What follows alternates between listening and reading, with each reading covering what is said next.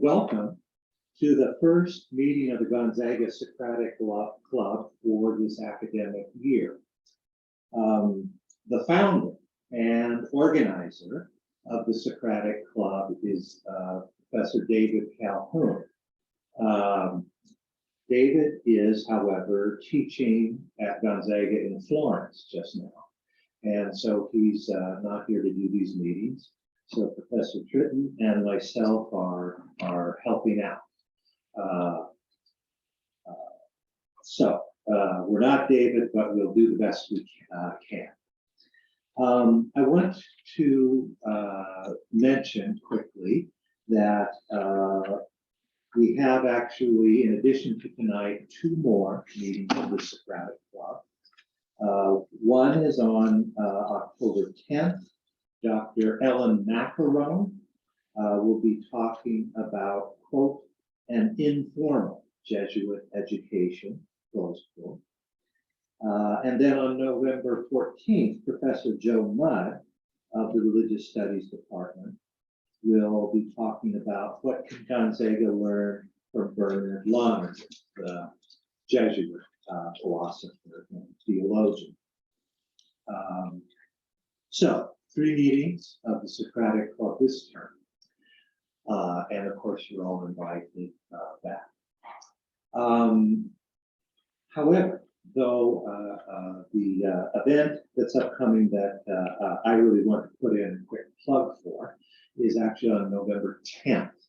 And this is a meeting of the, this is a lecture sponsored by the Gonzaga Faith and Reason Institute.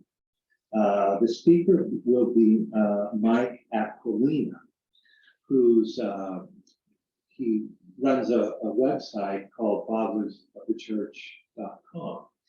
And he's written an interesting little book arguing that medicine as we know it actually has its roots in Christian charity. And St. Basil, for example, founded the first institution that would look anything like a hospital. And he discusses also a lot of the healing passages in the New Testament. So I want to especially alert you for that. The title of his talk is going to be The Healing Imperative, Christianity and the Invention of Healthcare as We Know It. That's going to be here on November 10th. At 7 p.m. Okay, so I'd like to introduce our speaker this evening, who's going to talk to us about the Psalms. So the Gonzaga Socratic Club is modeled on the Socratic Club that C.S. Lewis organized at Oxford University from 1951 until 1965, I think it was, when he went to Cambridge. This is the first time, however, that I think we've had a discussion of the Psalms directly, even though our society has been going for almost 20 years, 20 years next week, so I guess 19 years. It occurs to me, however, that many of the figures that we've discussed prayed and read and studied the Psalms diligently. For example, both Saints Augustine and Thomas Aquinas are frequently discussed at meetings of the Socratic Club, and both of them, of course, prayed the prayer of the church, reciting all 150 Psalms weekly. And so they knew the Psalms very much. The motto of our Socratic Club is follow the argument wherever it goes. It comes from a passage of Plato's Republic. And so mostly we do philosophical type arguments. However, both Augustine and Thomas Aquinas, it turns out, were very interested in the Psalms, and especially Psalm 4, verse 6. Quote, the light of thy countenance, O Lord, is signed upon us. By which they meant that the divine life, the divine reason that human beings share and participate in the divine life or the divine reason. These sorts of arguments pertaining to natural reason as well as revelation are the very stuff which we like to discuss and debate here at the Socratic Club. So we're very pleased to have with us Professor Scott Starbuck, who's an internationally recognized Hebrew Bible specialist on the Psalms, and has not only published key scholarly works on the Psalms, but has also provided translation and commentary to musicians who have composed hymns and laments for the church. He has taught in the Religious Studies Department here at Gonzaga since 2002 and is a Presbyterian pastor. So, Mr. Scott, Professor Scott, start.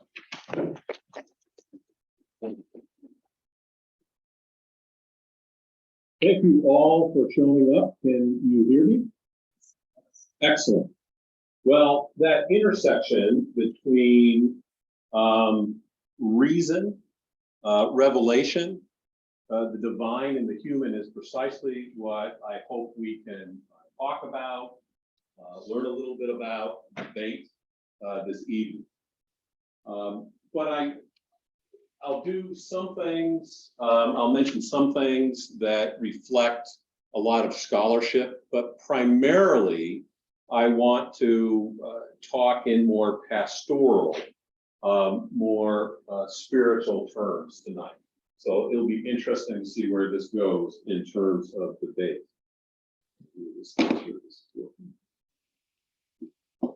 A common experience in postmodernity is disconnection from self.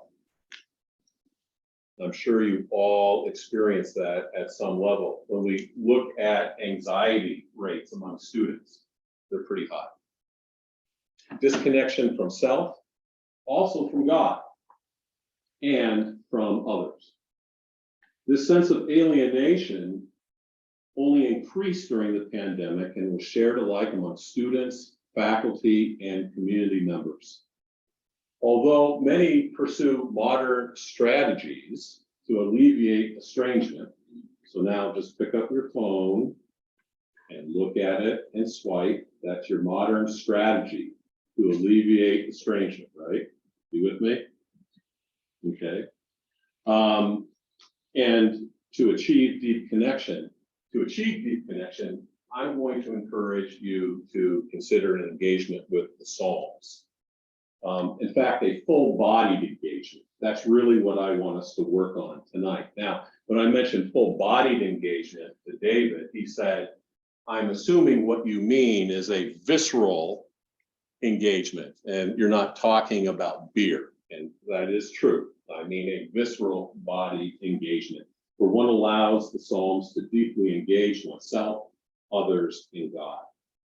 This engagement is unfortunately very or relatively unfamiliar in church settings. And perhaps your experience with the Psalms is much more akin to the Psalms being strange, not quite knowing what to do with the Psalms. Reading the Psalms, you recognize that they're poetic, but it's really hard perhaps for you to own them. So I want to cover some historical and theoretical context for full-body Psalm engagement, and then you have a sheet and we will practice something together. So first of all, just historically, what are we talking about when we're talking about the Psalms, essentially as we've received them coming together? The Psalms undoubtedly, or some Psalms undoubtedly began their composition when Israel had a temple, and the temple was sponsored by kings. So that would place us between David and the destruction of the temple in 587. But the Psalter, or the collection of Psalms that we have inherited, was gathered by a community after this period of time. It was gathered by a community after they had spent time in exile. We would say in our language, it was gathered by a post-traumatic community, a community that had experienced trauma and multi-generational trauma. And they start in this box, if you will, being collected. At least what we know is books 1 through 3, probably going up to Psalm 89. At least Psalms 3 to Psalm 89 were collected in this period. But you notice the blue sort of Monty Python arrow coming down. They're probably not finished as a full collection of 150 until much later. What this means practically is that the Psalms, some of which, and we have liturgical references within some of the Psalms, had an origin when there was vibrant temple worship, but not all of it. Other Psalms, especially when we compare these Psalms to other ancient Near Eastern prayers and hymns, appear to be very different. They're not really part of long liturgies that we would expect in the temple. They're much more personal. Some of these start very early, but throughout Israel's history, these Psalms come together, and it's very, very hard for us to know precisely why they came together, what their original compositional reason was. And then there's some other aspects about the Psalms that make their interpretation perhaps difficult, but also set them free for our own particular work. When the Psalms are all collected together, scholars have recognized that there's a general movement or a general story, a stress on general, okay? And that is in books 1, 2, and 3, there is a strong number of Psalms that are associated with King David. And yet, book 3 ends with Psalm 89, where the psalmist within Psalm 89 cries to God and accuses God of violating his covenant with David. This throws all of these Psalms into a crisis. And so then book 4 and book 5 that come out of that particular crisis is often seen as representing the community, the post-traumatic community, learning to deal without a king and without a temple. Now, that's in general. We could poke holes at that general theory because it works pretty well for government work or from the road. But when you look at it more specifically, we find David's Psalms back here. We find other Psalms that are liturgical. And so where there's a general post-traumatic theme, it's not neat. Just as our experiences coming out of trauma are not neat. One of the things that I learned this summer is I worked for a while, for a week, with a person who, for the Presbyterian Church, is a trauma response specialist. And for example, she was one of the trauma people working with the Newtown shooters. And what she reported is that when people experience a traumatic event, what they begin to process are post-traumatic events or previous traumatic events. So for example, the 9/11 workers who were working in the wreckage of 9/11, they wanted to process the Vietnam War or the Korean War. And you find that reflex happening oftentimes within the Psalms. So Psalm 89 is the great crisis, but we find reverberations where maybe we come back and we look at David, even after the monarchy no longer ceases to exist in the organization. That's the editorial structure. Here are just some starting observations that come from a lot of scholarship. Let me just put them out there, and so we can work from these positions. First, the Psalms, scripture in Jewish and Christian traditions, represent, with few exceptions, theological formulations from below. You know what I mean by that? They represent a theology from below, starting with what human beings know and perceive, perhaps what they can reason, but what they experience. They start with honest yearnings. In my tradition, I'm Presbyterian. Sometimes in a Catholic context, people ask after I say what I'm going to say, aren't you depressed? But Presbyterians have a very low view of human beings. We believe everyone at some level is really messed up. So that means that all theology from below is also fraught with problems, right? The Psalms, as theology from below, are both infused as well as tainted with all human limitations. The canonical Psalms, those Psalms that form part of the Psalter, have all been set free from their original compositional situation. We cannot trace one original compositional situation to make sense of the Psalm. They have been set free. Now, we experience this sort of in reverse order, I think, or at least I do. Have you ever learned a song and you just start singing it? And gosh, when I was really into music, we didn't have lyrics. Like there wasn't something you could look on your phone to find out what the lyrics were. So oftentimes you learn the lyrics wrong.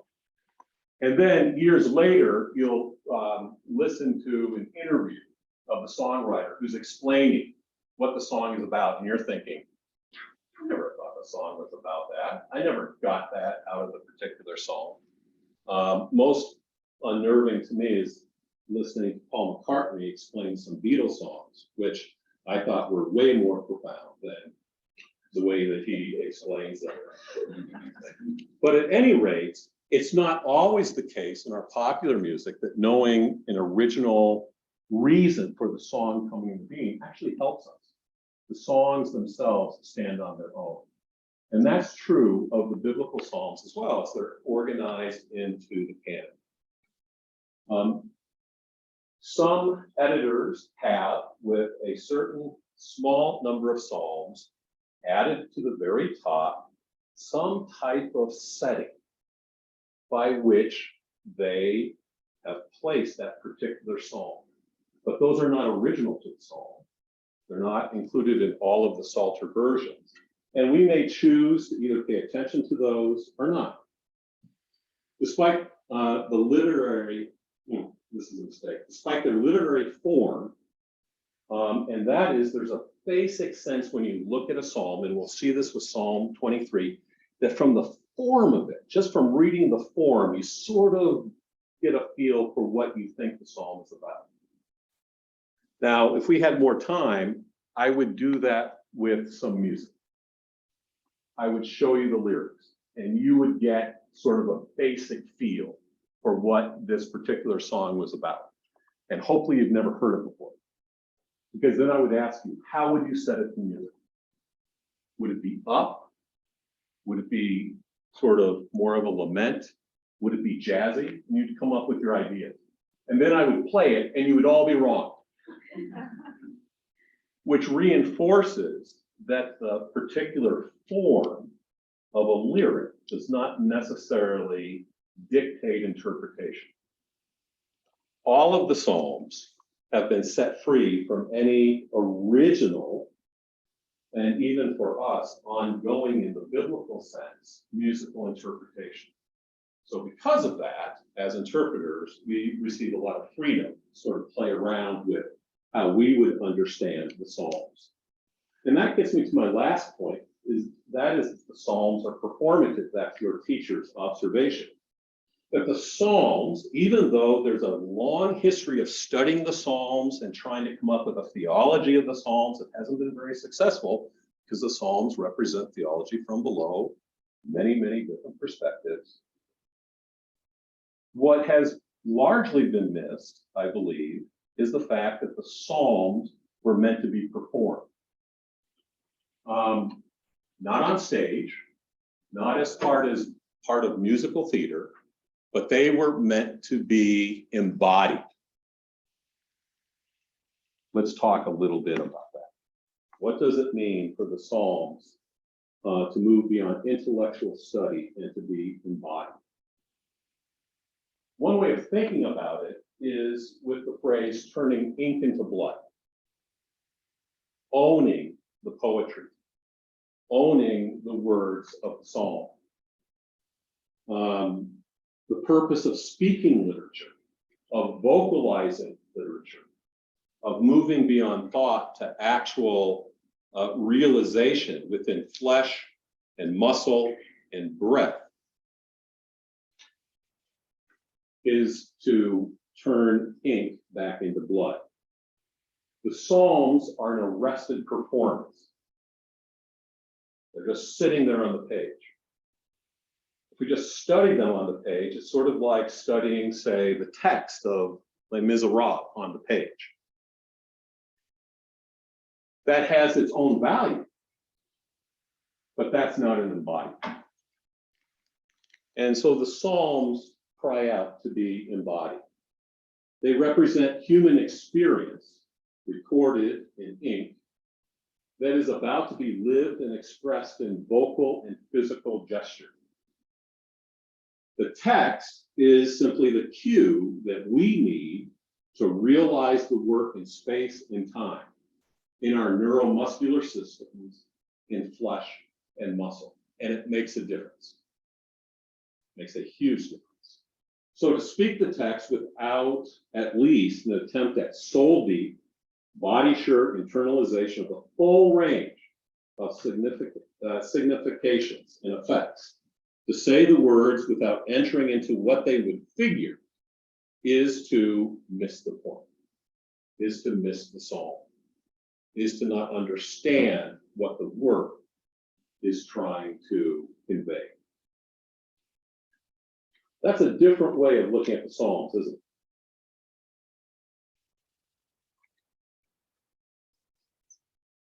When we talk about the genre of the Psalms, scholars have worked, especially since Klaus Westermann, to classify the Psalms in general types, genres.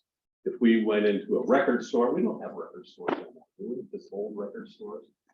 If you go on to Amazon, music might be typed by a particular category.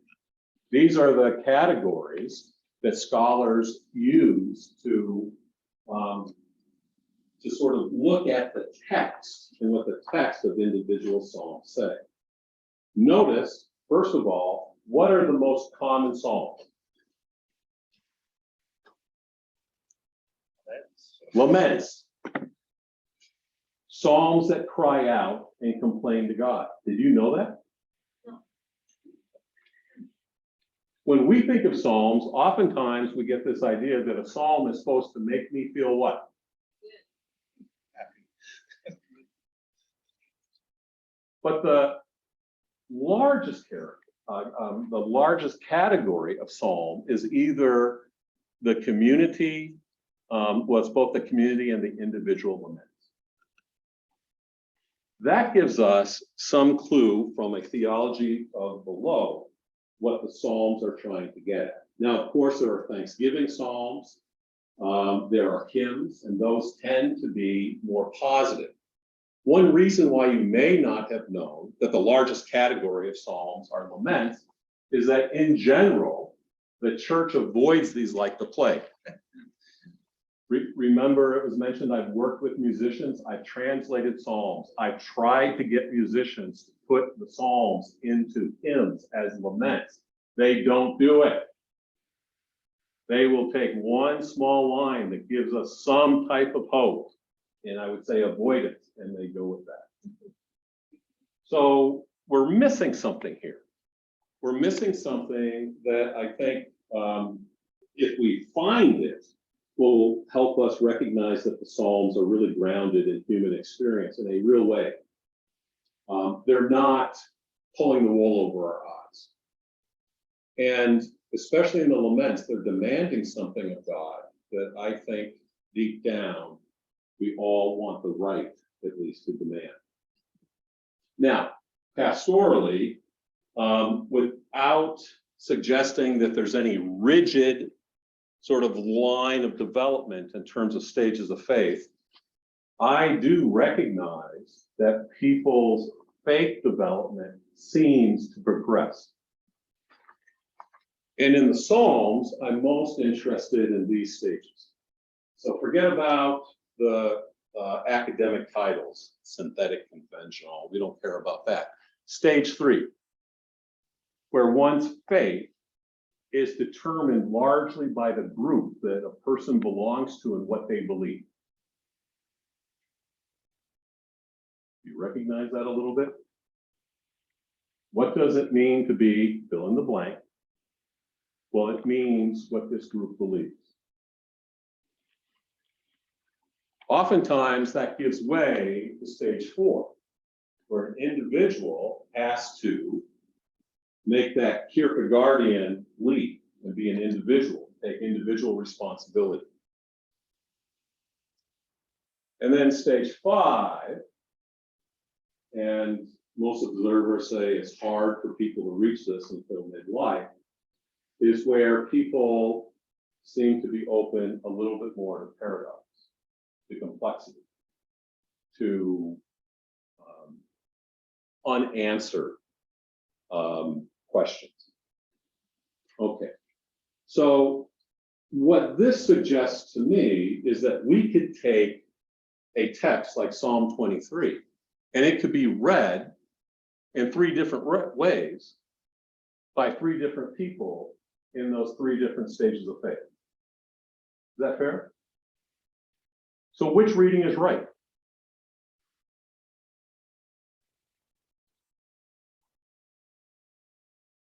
Well, but the readings might conflict, right? How could they all be right if the readings conflict? But you recognize that we could get those multiple readings. And you recognize that those multiple readings could be very authentic. This is my experience every single week as a preacher. I preach, do the best job I can. People come out. One person says, that was awesome, that was so helpful. Next person came out and said, you ruined my Sunday. Same thing, right? So what this suggests is that on the one hand, we have an offering of theology from below by the ancient psalmist. And yet when we engage this today, we're also engaging this as an interested person. And there is that cooperation between us. Instead of thinking so much about genre, I think Walter Brueggemann has been helpful in the grand scheme of things of recognizing that when we look at the major types of psalms, there are 3 movements within the Psalter, or 3 movements within the Psalms. He calls these 3 movements orientation, disorientation, and new orientation. Let me just make sure that I stress, not reorientation. When I've talked about this before, people hear reorientation. What reorientation would be is orientation to disorientation to what? Let's get back as quickly as we can, right? We all thought that was going to happen after COVID. Let's get back to normal. So there's orientation, disorientation, and then new orientation. Let me talk about those briefly. Orientation, where everything makes sense in our life. That's a good place to be. Human life consists of satisfied seasons of well-being that evoke gratitude for the constancy of blessing. Psalms of orientation articulate joy, delight, goodness, coherence, the reliability of God, God's creation, and God's governing law.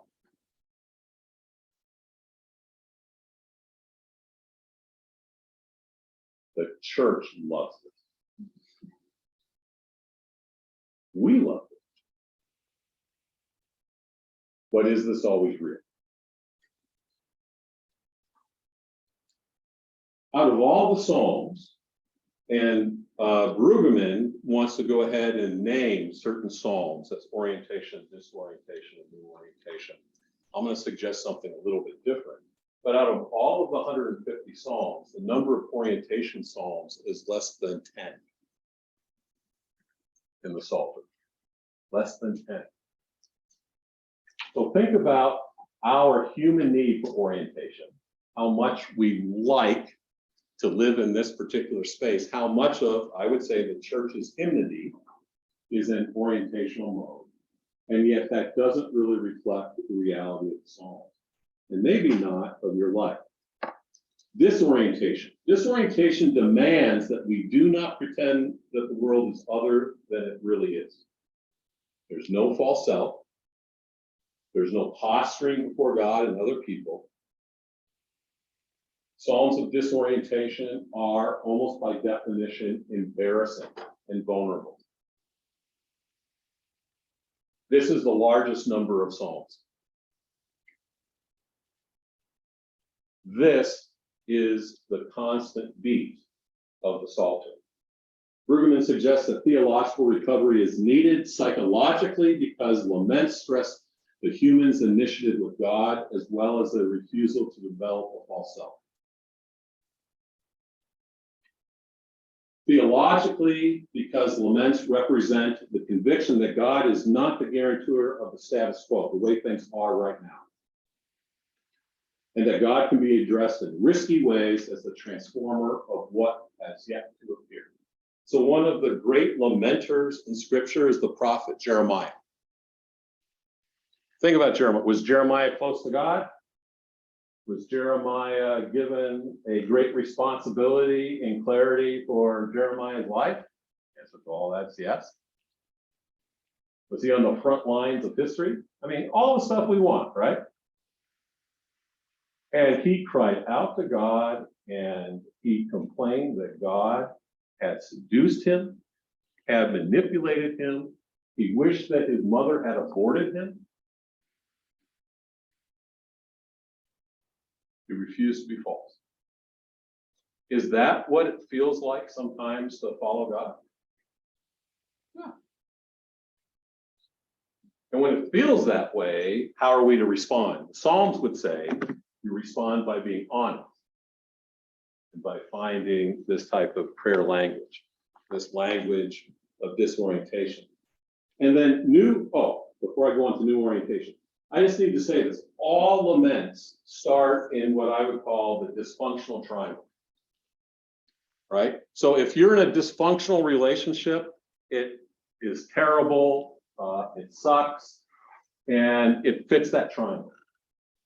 But all of the laments before God also fit this triangle, and here's some of the data that I mentioned Jeremiah. So again, this psalmic activity represents a prayer before God that is completely honest theology from below, embarrassing, messy, and we can say dysfunctional.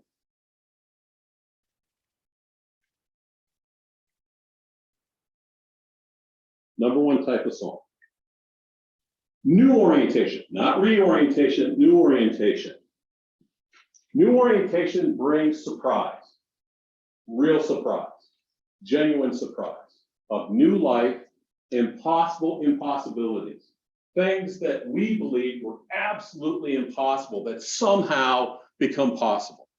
And what this leads us to in the Psalter's language is praise. Praise is not, I really like it when you wear that shirt. Because when I say that, that's sort of manipulative, isn't it? Praise always expresses the wonder of unanticipated engagement. Let me give you an example. Let me say that as if my wife was here. If my wife was here, I don't think she's here, don't tell her. And I said to her, Pam, I really like it when you wear that outfit. You look really whatever, okay? What does that convey to my wife, Pam? Wear that outfit, right? What happens if I just look off and I see her here? Like, you feel the difference? Think about how often praise is used in a religious context. Which one is it? Is it let's start praising so we feel something? Or is it, wow. That's new orientation. It celebrates human impossibility that becomes God's possibility, is open and free, and does not manipulate to affect the other, is profoundly subversive. Why? Because there's hardly any other area of our life where we experience this. We vacillate between orientation and disorientation, orientation and disorientation, orientation and disorientation. We very seldom encounter the surprise of the other.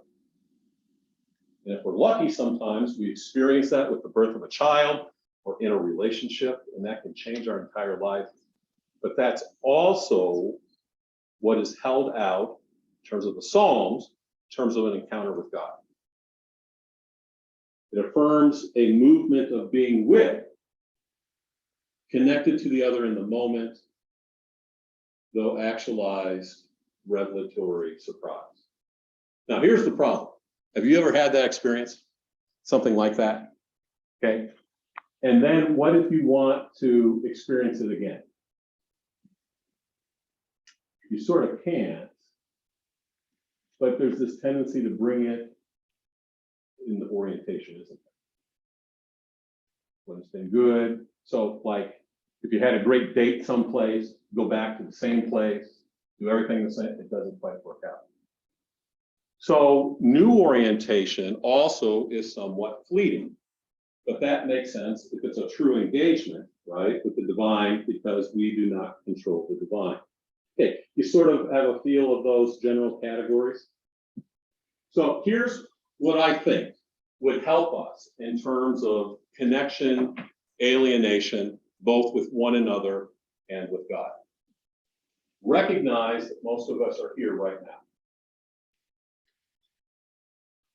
All of the data I look at suggests that we are in a deep culture of lament. Just about everyone feels like they're in this position right here. We are alienated and fighting with each other, trying to name who is the perpetrator, trying to desperately find who is the rescuer. We're stuck right here. How do we move from this to this? So in a Christian context, although Jesus is taking the Hebrew scriptures, I'm taking this model from what is the summary of the law? You shall love the Lord your God with all your heart, mind, and soul, and you shall love your neighbor as yourself. Upside down T. How do we connect with other people down here and also connect with God? Okay. So that's sort of the big question. How do the Psalms help us with that? Okay, this is what I'm going to suggest, and now is the time to go ahead and look at the handout that I gave you. Okay, so what I want you to do is to just pick one of the translations. Just pick whichever one you feel more comfortable with. I want you to look at it, and I'm going to ask you in a minute, in your reading of this particular psalm, is it orientation, disorientation, or new orientation? Okay. Give you 30 seconds or so to do that.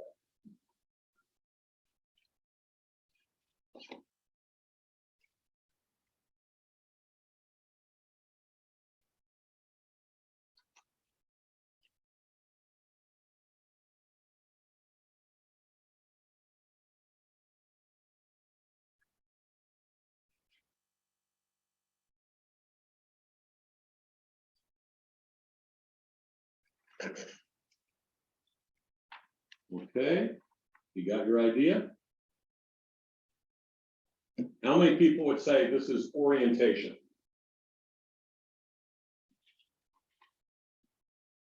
How many people would say it's disorientation? How many people would say it's new orientation? So Tyler, you're caught between two. You're like split. All three. Oh, you're ready for all three? Okay. Okay, good. Okay, for those of you who said orientation, what do you see in the psalm that jumps out as orientation? Just shout it out.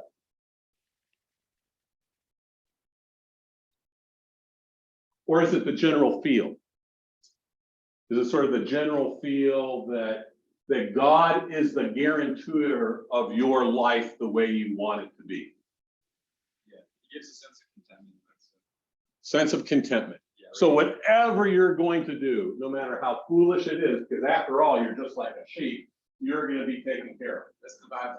That's the vibe. He restored my soul. He restoreth your soul, no matter how irresponsible you are. It's sort of cool, huh?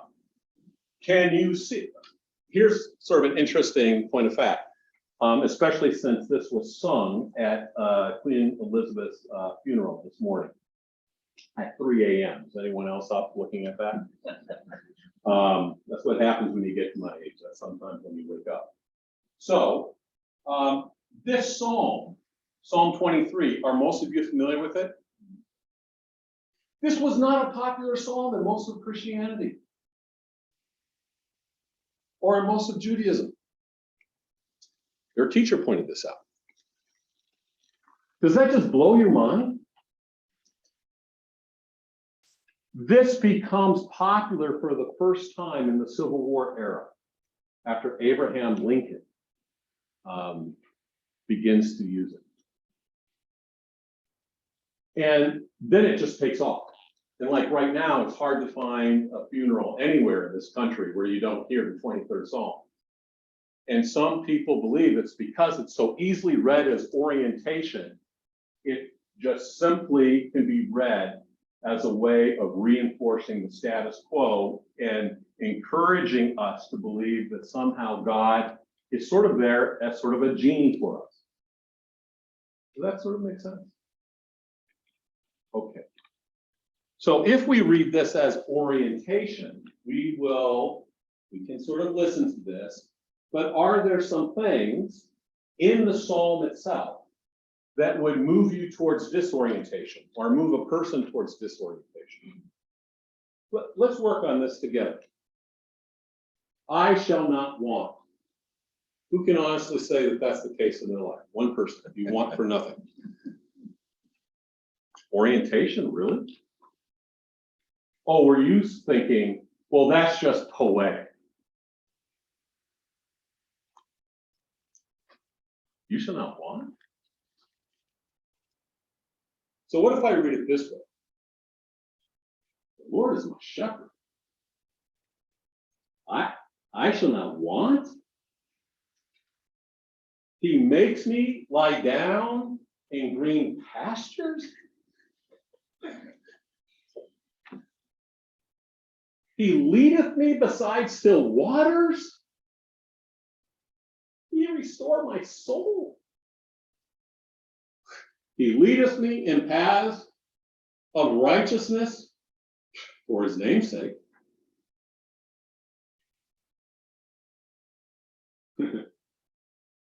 Yea, though I walk through the valley of evil, I will fear no evil. Are you nuts? Right? Which one's more authentic to your real life?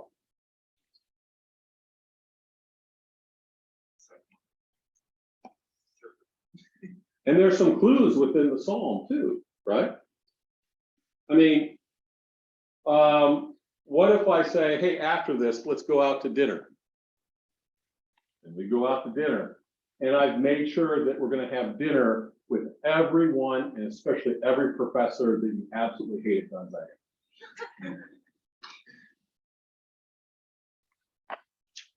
Thy rod and thy staff, they comfort me.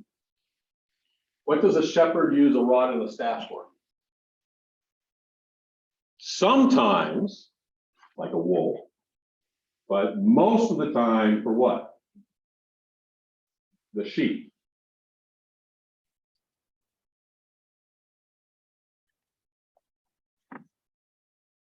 How could we miss that reading? Right? So that disorientation reading is possible, and for some of us, authentic with Psalm 23. And notice, we haven't changed anything, have we? We've messed with the received tradition. We haven't messed with the language. We haven't messed with the text. Is that one of the reasons why Psalm 23 wasn't such a popular psalm? What about new interpretation? What did people see that was a surprise in the Psalm in terms of new interpretation? Yeah. There's kind of a hopeful looking in the future in lines like I will fear no evil, or goodness and mercy shall follow me. Let's stop right there. Okay. So walking through the valley of the shadow of death. Let's imagine something. Okay. Let's imagine that you're in the hospital facing something that right now you can't possibly imagine facing. That you think that if you face that, that would be it. What would it take for you to discover the surprise where you can say, I'm not afraid? I guess some kind of everlasting comfort, like some kind of belief in eternal life, I suppose. Or maybe it's an encounter, or maybe it's actually facing that and discovering that, what? I'll fear no evil, for thou art with me. That God actually somehow is with you, right? But it's a surprise, right? What else do you see in the Psalms that opens up to that surprise? Yes.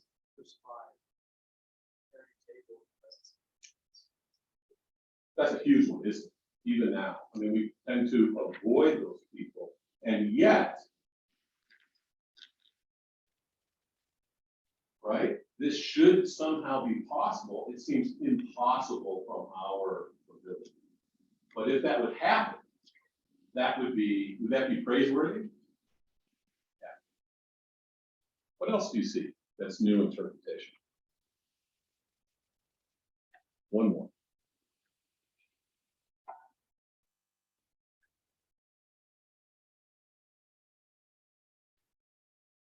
Terrible translation. This means pursue me like a thief. Run after me, chase me down. Goodness and steadfast loyalty will pursue me all the days of my life. Do you feel that way? Or do you sort of feel like you're just looking to see how you're going to be messed over? What would it take for you to be able to be surprised by that? Some of you are in this class where we're looking at the second half of life. I think second half of life, people have that experience of feeling like, oh my God, I can't believe how I'm pursued by goodness and mercy. Okay, do you see what's happening here? So the general framework of the Psalms, we have placed back and read this particular Psalm, and we've been just talking about it. But how much better it would be if we actually read those differently out loud. We tried to voice those out loud. What do you think you would feel in yourself when you're voicing orientation?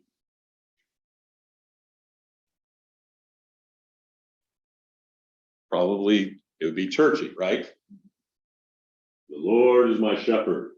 I shall not want. How many times have you heard it this way, right?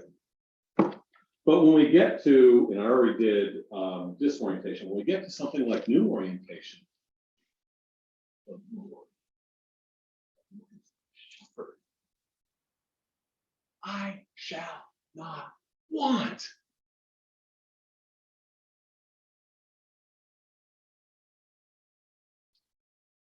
If I narrowly escape like a cycling accident, you know what I want to do? I want to tell you about it. I want to tell you about how the car almost hit me. And when I tell you about it, it's a new interpretation, isn't it?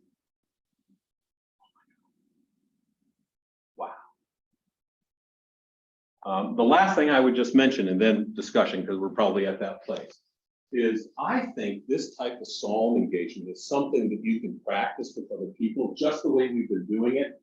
But I want to really, really encourage you to begin to vocalize the Psalms and to vocalize them with these different possibilities. And then metacognitively, good core term, think about which one is really authentic to myself. What's really authentic to what's going on in my soul? It's okay to start dysfunction. It's okay to be angry, frustrated at God. It's really okay to be frustrated with orientation. But don't just simply read the Psalms. It's important to bring them in a visceral way. This summer, I had the opportunity to do something called the Death Ride, the California Death Ride. It's also known as the California Alps Ride. The cycling ride, just 100 miles, but it's like 15,000 feet climbing. Why do you do it?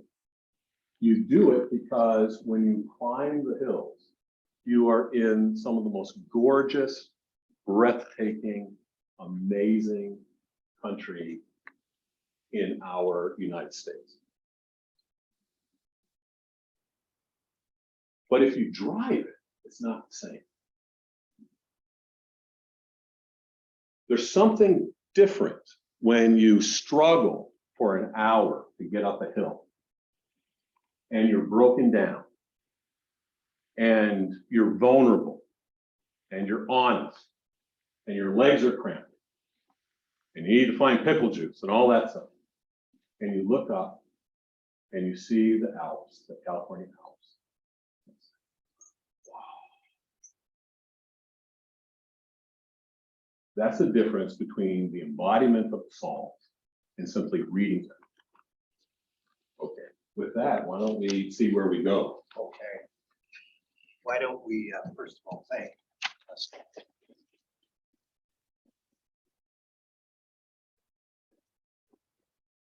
A couple of times in the presentation, Scott referred to my own TV teachers when I was in graduate school. And then we went on to look at Psalms 1 and 3, the Lord is my shepherd.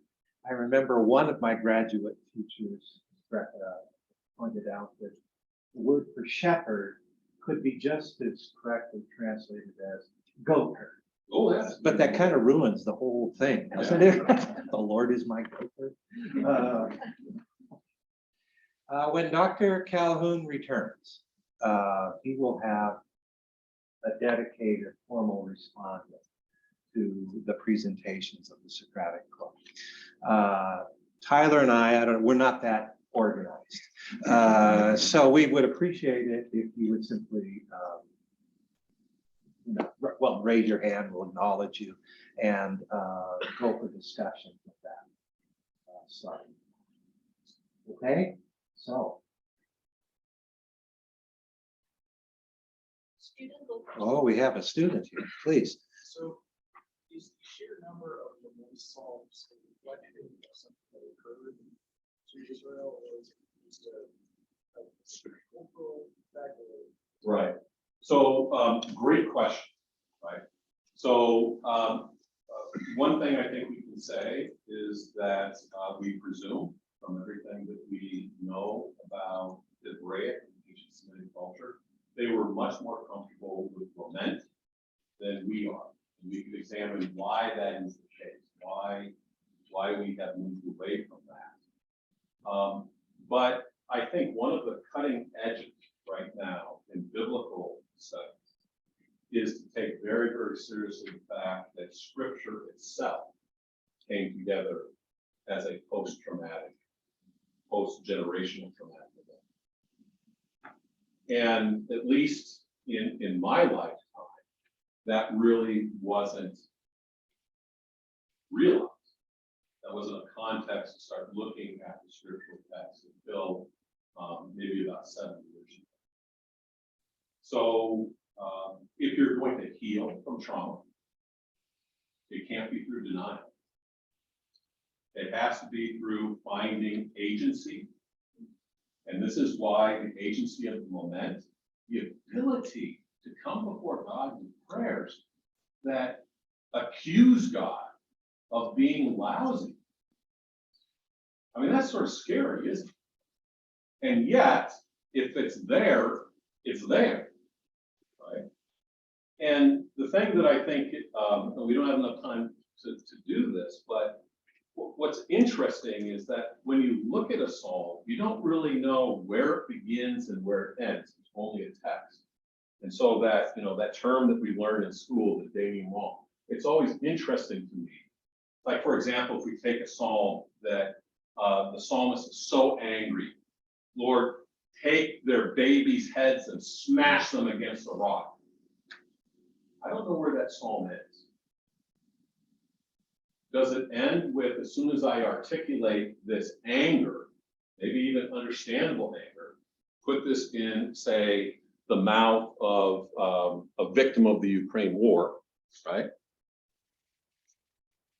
Does that psalm end by then the psalmist realizing that in wishing ill against the enemy, that person has almost become the enemy, right? So I guess what I'm sort of saying is that the Psalms are a sort of a tapestry to be able to work through very authentically the issues that come up, especially when a community is living in the midst of what we would recognize as trauma, sin, confusion, realistically before God.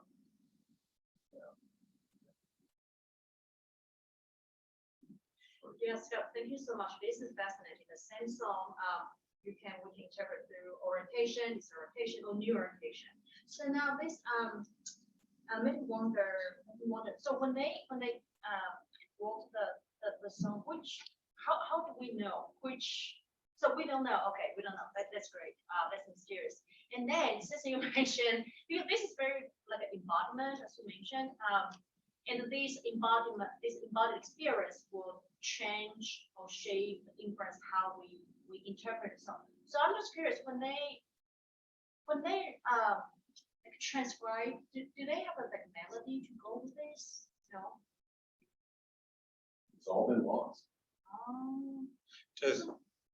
Does the poetry scan? I mean, is there a Well, there's been a lot of effort to see if we can figure out whether it's syllables or whether it's stress, and it's been largely unsuccessful. In order to get anything to work, you have to change the songs, which sort of defeats the purpose, right? So sometimes we think that the Psalms have been taken out of that lyrical context just so that they can be studied in terms of, say, theology or tradition.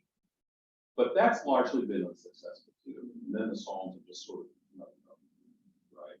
But instead, if we look at them as a container to understand ourselves, honestly, what's really going on, connect with others. See, I think this is really helpful to understand that my psalm of orientation may be your psalm of disorientation.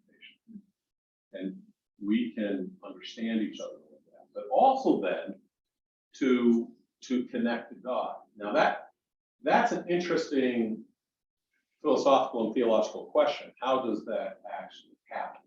Right? That's my follow-up question. No, it isn't. You weren't going to think about that.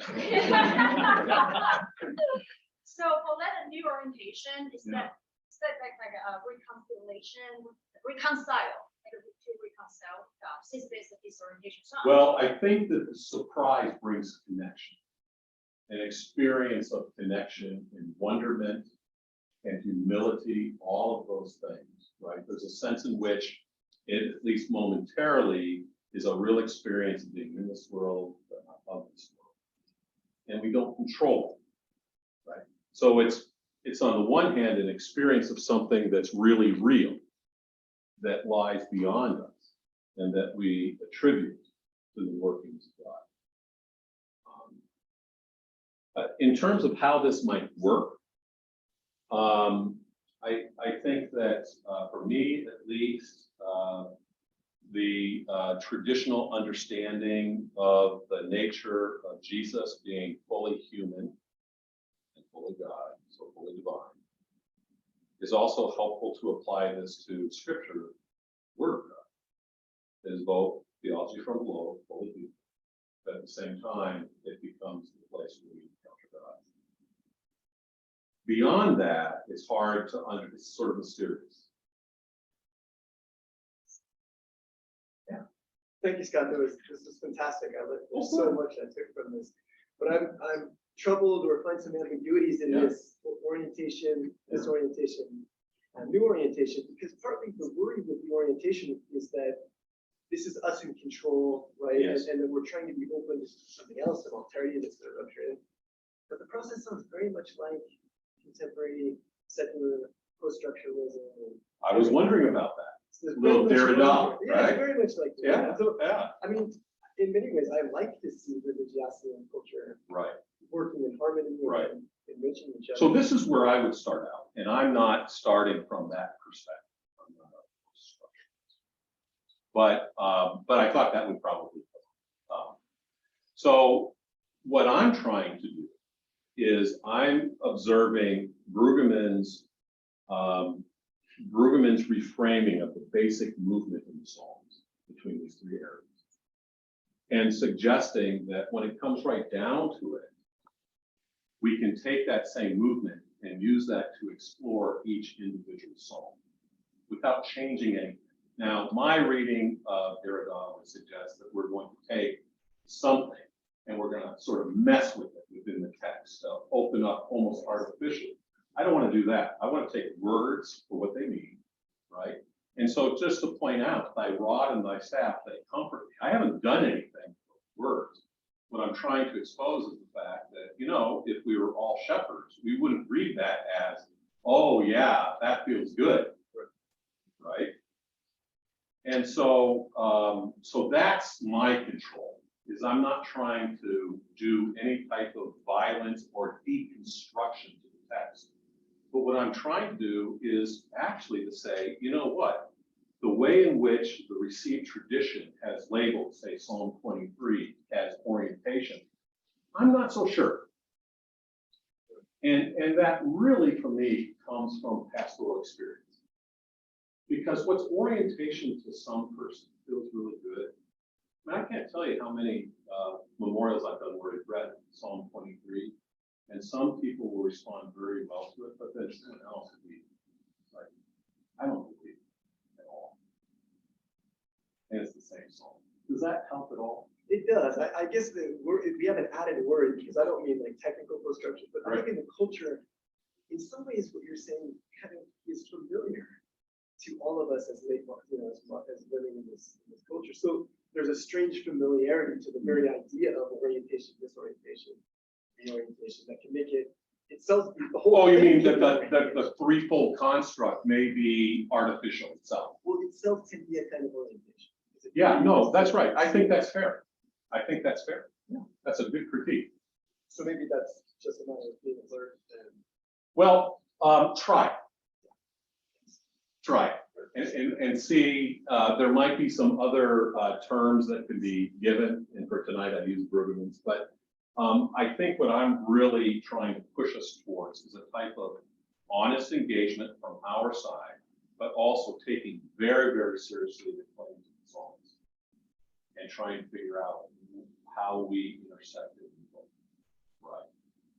The other thing to me is that I think it's just very important to recover lament. I agree with Brueggemann on that. And to just say, hey, look, it's all dysfunctional. And let's wake up, people. That's where we start. That's where we get up in the morning. Yes. Cool.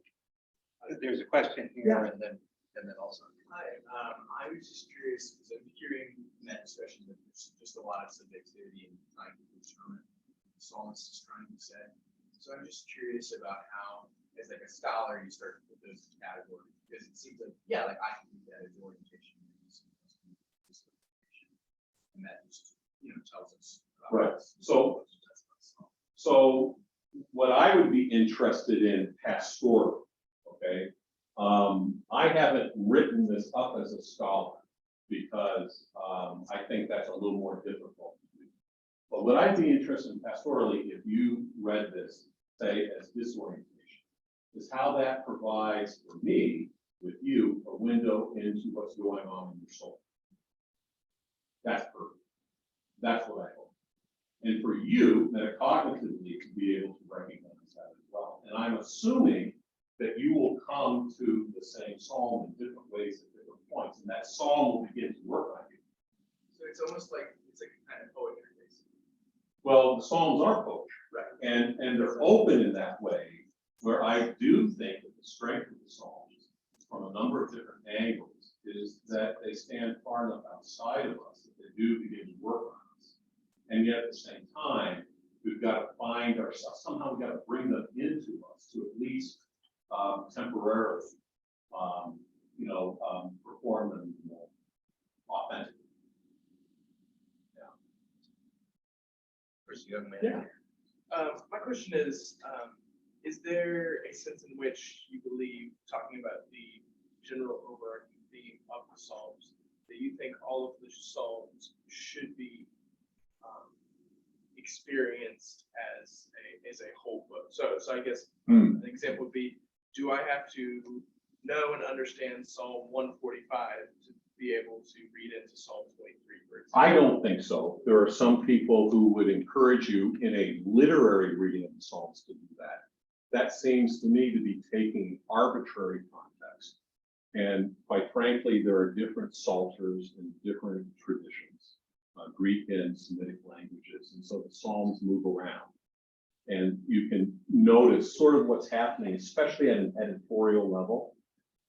But what I'm interested in is taking a unique psalm and sitting under it and really trying to engage that, knowing that another person has expressed that authentically and the community has kept that as sort of a place where that can be fruitful for you. And I just don't know what's going to happen. If you use the example of the ride, right? I mean, for me, part of the ride was new interpretation. A lot of the ride was disorientation. It sucked. There were parts of the ride that were just awful, right? And so it's going to be different for different people, but it's that ride. It's not another one. It's Psalm 23. It's not just something else. Does that help at all? Yeah, I think so. I guess my follow-up would then be, where in a kind of theological context do we get the specific 150 Psalms we have in the order that they are presented to us? Oh, right. Yeah, I don't know. I mean, a lot of people are trying to work on that, but. Well, just to kind of bolster the question a Sure. little bit, somebody apparently collected these things. Quite possibly he or she set some aside. Right. And decided to include these ones. They must have thought that they somehow. Sure. So there's conjecture around that. Like, for example, one of my favorite Psalms is found in 2 Samuel 23. It's known as the last words of David. I love it because it's one of the few texts that I think we can actually date scientifically through the time of David. I think it's from David, personally. Why isn't it in the Psalter? It's in the Dead Sea Scrolls Psalter. Why is it not in our, now, if you want to go on Amazon and buy my book for $100, Yeah. or you can download it for free on my website. But anyway, I have a theory why it wasn't put in. And that theory is that it's too closely tied to David, which is sort of ironic because then later on there's a tradition with David, okay? But if it's too closely tied with David, then it's harder for you to read it, and it's harder for me to read it. But that's my theory. Have I proved that? You know, that's the problem. We're dealing with not enough data. Yeah. The young man here Yeah. in blue has. Well, you kind of answered the question a bit with the previous one, but I kind of wanted to dig in a little deeper because I also found it very interesting that with slight changes, we could have completely different interpretations. Yeah. But it seemed, it's easy to believe that there's not one correct interpretation. But it's harder for me to believe that there's no such thing as a wrong interpretation. Oh, I think they're wrong interpretations. So then- Sure. Inauthentic. Perfect. So then how would we know for, let's say, falling down that path? Or Right. what would you need to do? I think you would look for something that was contrived, something that did violence to either the structure or the language.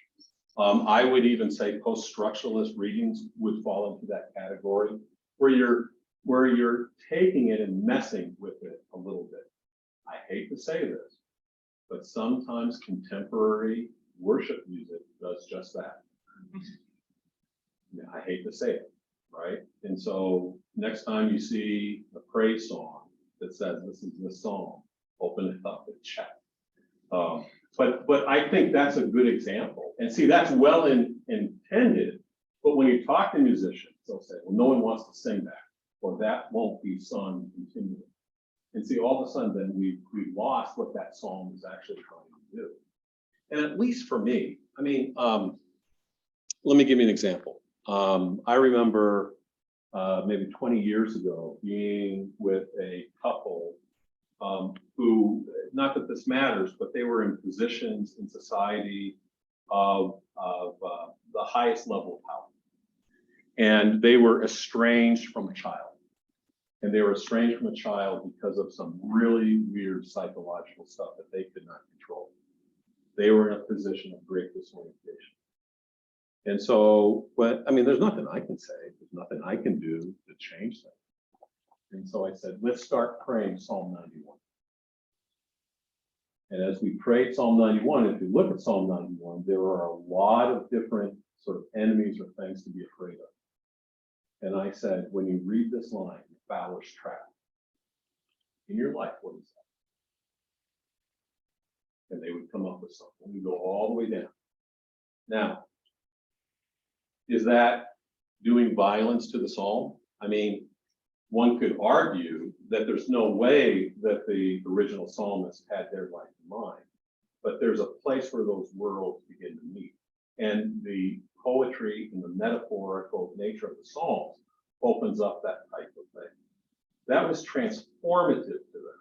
And luckily in that situation, they actually experienced new orientation, not so much in reading that psalm. That psalm gave authenticity to their lives. And I think that authenticity to their lives before God opened them up to new pathways that led to reconciliation that the old pathways, orientational powerways, did not. So that's a very, that makes a lot of sense to me. But there's a whole history of it, of reading the Psalms that way, but that allows the individual to embody the Psalm in an authentic way. Does that help? Yeah. Yeah. Let me go up top. Yeah.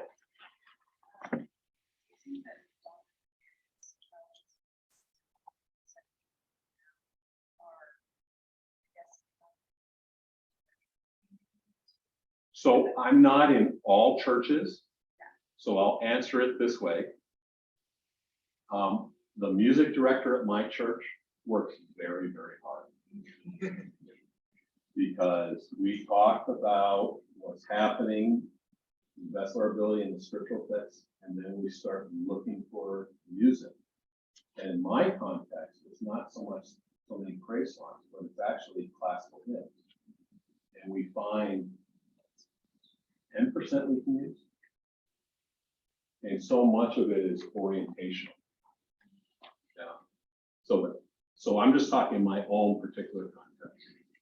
Although I was in a worship situation the other day, and I'm just terrible because I'm right next to my wife, who's a pastor, and she loves singing and praise music stuff. I look at the first line, and the first line is this: God. It's Jesus came to rescue the poor. And I said to Pam, that's not true. And she sort of hits me, she goes, let me sing. Now, there's so much more that can be said there, right? In Jesus' attitude towards the poor. And what I'm reacting to is what I think is moving what Jesus did back into that dysfunctional triangle, right? But that's such an easy thing to do, right?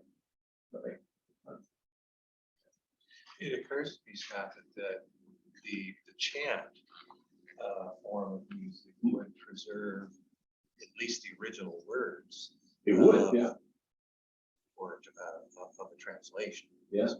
There's some great stuff that can be done with cantors, call and response, and so on.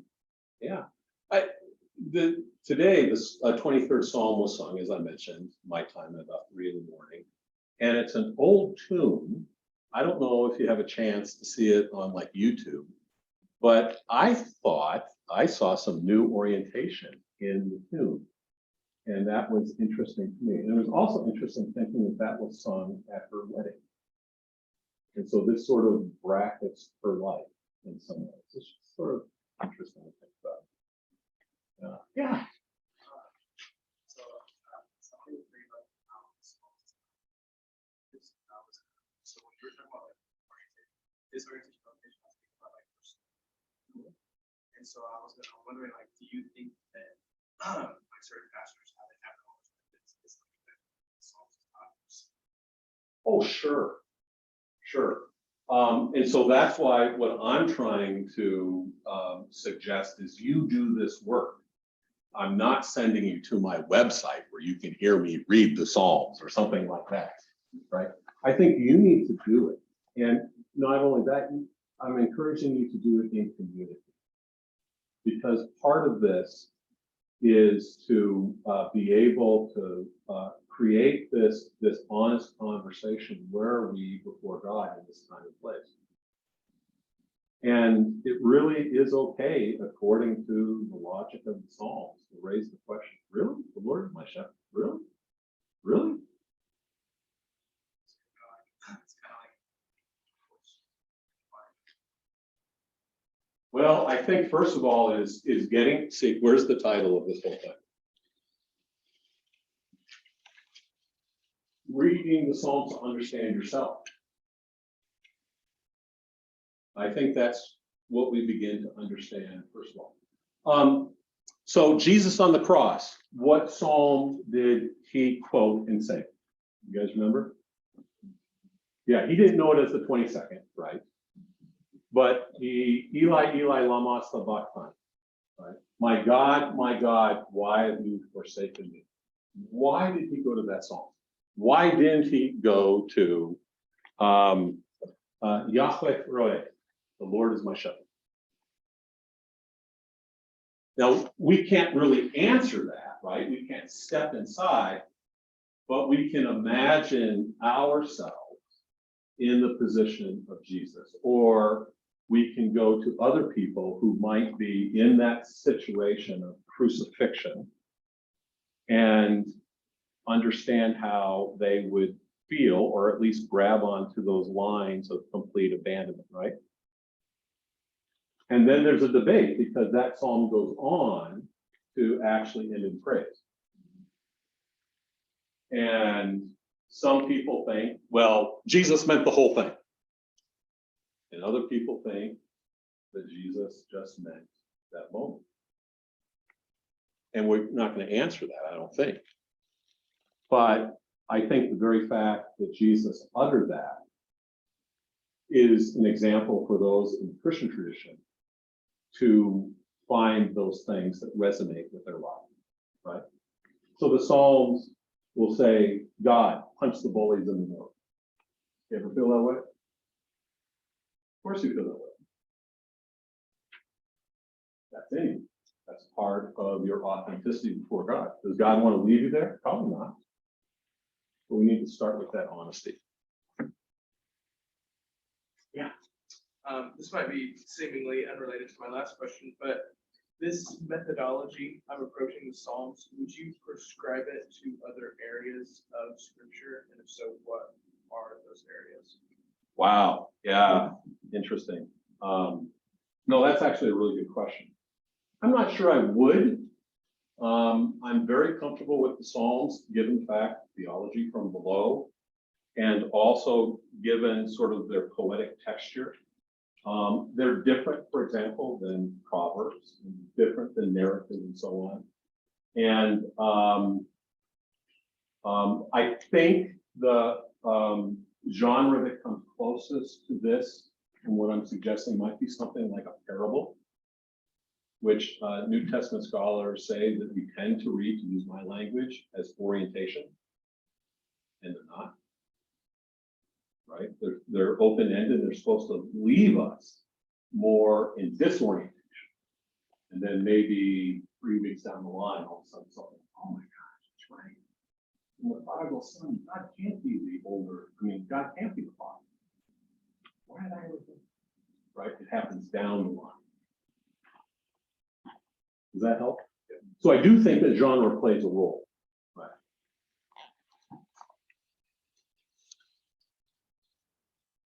Yes, so I want to not ask you about the politics of the psalm, but I do want to ask you about the relationships of the psalm to the.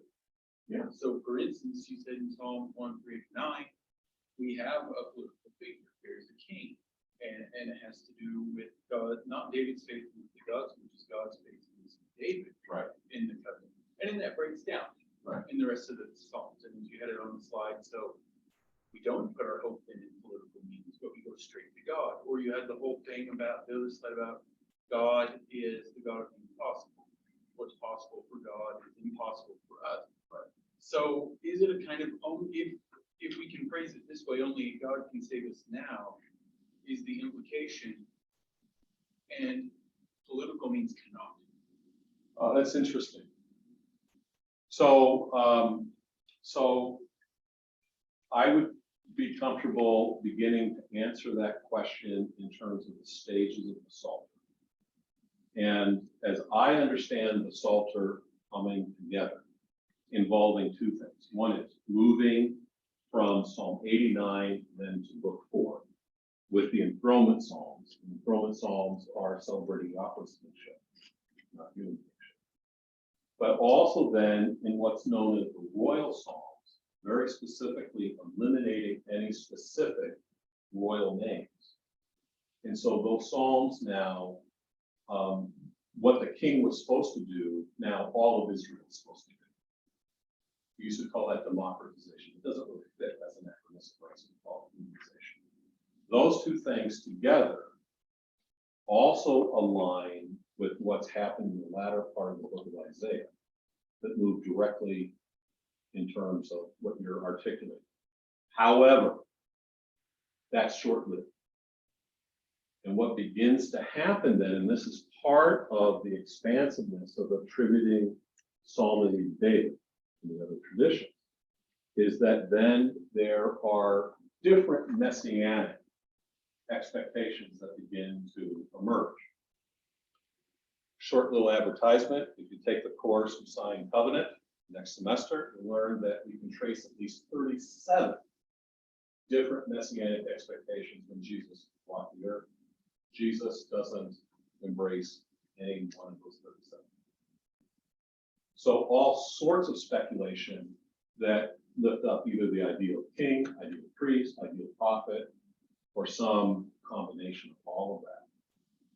So that also emerges out of the Psalms as well. So it's not just one perspective, right?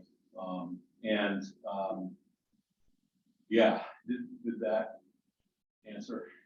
Yeah, it did. And I think that speaks to the openness of the Psalms, right? They're not tied down. Even a royal psalm, like Psalm 2, that seems to have so much to do with kingship, is open either to an individual or it's open to reapplying to, say, a future monarch. So Psalm 2 is applied to Jesus by some New Testament writers because of his messianic status, not because of that he's just a normal person. Okay. Well, I think we should call. Hey, you guys have been great. Thank you.